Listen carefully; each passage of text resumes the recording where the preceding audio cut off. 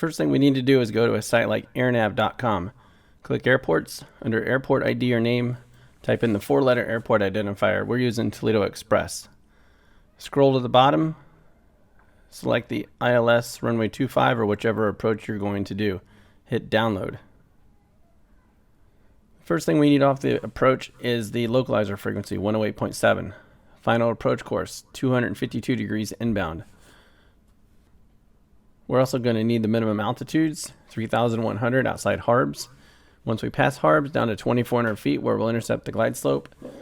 And after that, the next altitude we're going to need is 878, which is our decision height. The localizer frequency, 108.7, is already selected in the top navigation radio. Make sure nav is selected. Rotate the OBS until 252 is selected. The vertical needle, the localizer, is slightly to our right. We're going to make a correction to about 270 degrees, which is only about 20 degrees off of the 252 degree final approach course. Now that the localizer needle is centered, we're going to go back to the final approach course heading of 252. Once the localizer needle is centered, the next thing we're looking for is the glide slope needle to come down and to center that.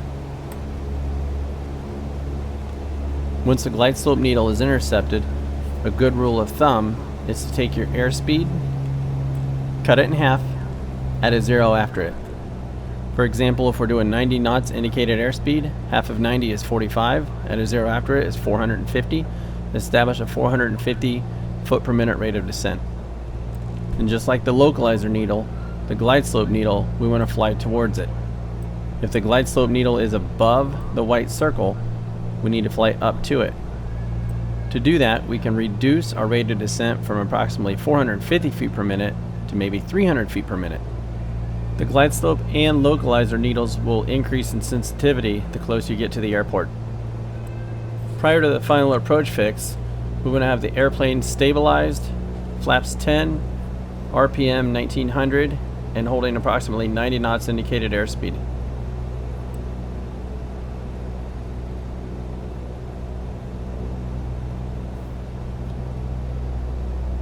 As 2,400 feet approaches, we're going to follow the glide slope down to an altitude of 878 feet. This is known as our decision height. We're going to get to that height and we're going to make a decision. We will either initiate a missed approach procedure, or the airport's in sight and we have the minimum visibility of 2,400 feet, which is a half a mile, we will land.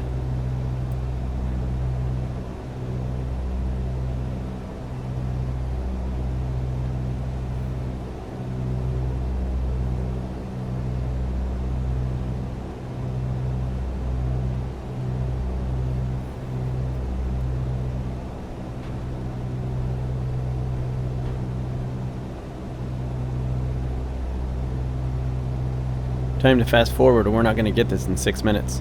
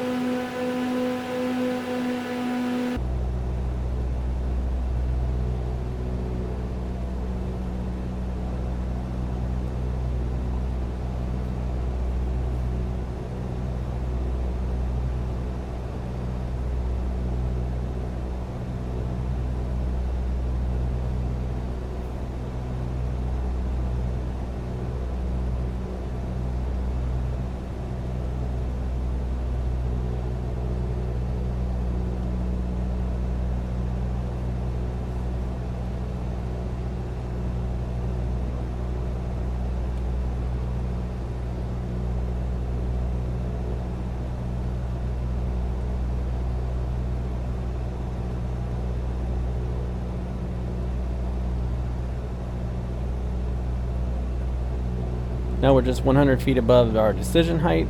We're going to fly this on to 878. There's 878. Field engines inside. We can continue and land.